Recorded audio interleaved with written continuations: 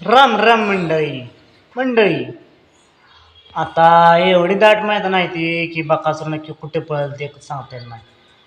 आणि महाराष्ट्रात सगळ्यात मोठा प्रश्न पडला नक्की बकासूर पाडणार तरी कुठं.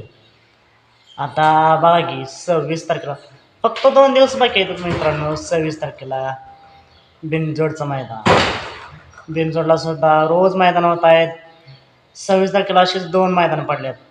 एक म्हणजे सावली देसाई मैदान. हे मैदान जुनं आणि पारंपरिक मैदान आहे. त्याच दिवशी अजून एक मित्रांनो मैदान पडते ते म्हणजे पनवेलचं मोहो पनवेल बिनजोड मैदान. तर मित्रांनो बकासूर नक्की कुठे पाहणार. आता कोण म्हणतंय की सावली देसाई मैदानात पळेल, तर कोण म्हणतंय पनवेलला पळेल. पण मित्रांनो असं सुद्धा सांगितलं जात आहे की बकासूर 90% पनवेललाच पळेल. पण मित्रांनो आता एक बॅनर सुद्धा पाडला आहे की बकासूरची शर्यत 90% होऊ शकते. पण मी सांगतो ही शर्यत 99% तरी 99.99% होणारच. ते म्हणजे बकासूर सोबत असणार आहे घोडचा छोटा सर्जा आणि यांच्या विरोधात असणार आहे छत्रपती संभाजीनगरचा अर्जुन आणि त्याच्यासोबत पाखऱ्या.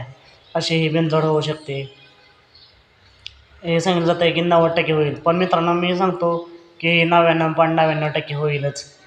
कारण बैलगाडा क्षेत्रात एक चर्चा आहे की बिनजोडला या मैदानावर प्रेक्षकांच्या मनातील जोडी पाडणार आहे.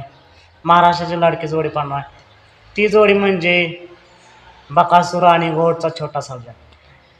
त्यामुळे बकासूर सावली देसाई मैदानाला सुद्धा 99.99% पळवू शकतो.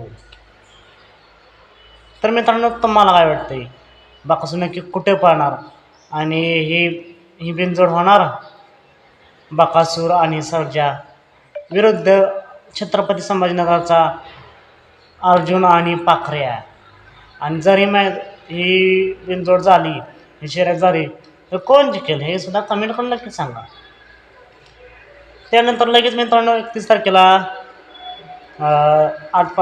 सांगली आटपाडी येथे भव्यदेव ओपनचं मैदान पडलेलं आहे. महाराष्ट्र केसरी 5 लाखाचं मैदान. आणि त्याच दिवशी छत्रपती संभाजीनगरला सुद्धा एक मैदान आहे. तिथं बुलेटचं मैदान आहे. 1 नंबरला बुलेट देणार आहेत आणि गटपासला सुद्धा अशी बक्षीस असणार आहेत. त्यामुळे सांगितलं जातं आहे की एवढी मोठी बक्षीस आहेत, एवढी मोठं मैदान आहे म्हणताना बकासूर नक्कीच तिकडं पळायला जाईल. पण मित्रांनो मी सांगतो 100% आणि 101% बकासूर सांगली आटपाडी मैदानातच पाहणार 5 लाखाचे मैदान. तर मित्रांनो तुम्हाला काय वाटते 26 तारखेला बकासूर सावली देसाई मैदानात पळेल का पनवेलचे मैदान पळेल. तसेच 31 तारखेला बकासूर आटपाडीच्या मैदानात पळेल का छत्रपती संभाजीनगरच्या मैदानात पळेल हे कमेंट करून नक्की सांगा. चला तर मग भेटूया पुन्हा एकदा बैलगाडा क्षेत्रातील एका नवीन अपडेट्ससह भन्नाट अशा नवीन व्हिडिओमध्ये.